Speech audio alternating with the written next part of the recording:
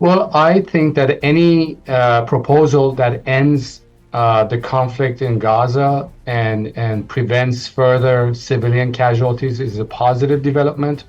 I think that it is a win for everybody. President Trump gets to have his peace deal. He will also serve, along with the Prime Minister, the former Prime Minister of Great Britain, will serve on the Peace Council or the Peace Board.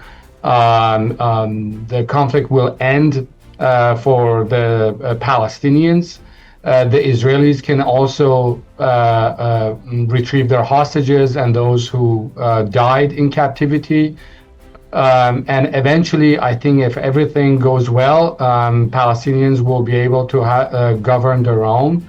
I think overall, this is a positive development, regardless of one might think of President Trump's approach towards the conflict.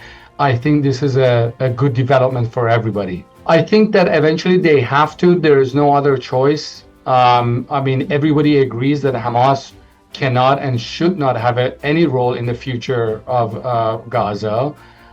So I think that's a settled issue.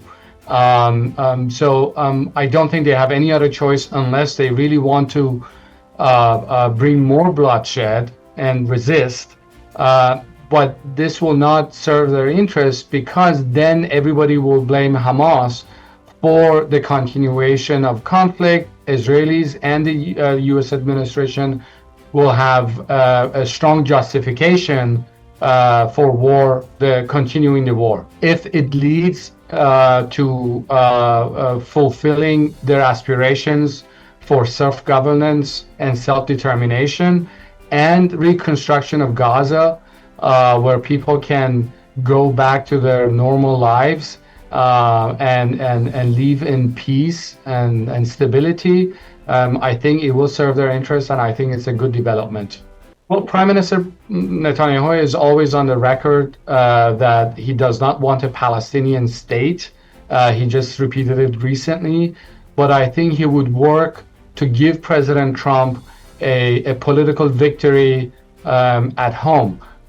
We just saw that they had very good, I mean, at least from their perspective, they had very good press conference.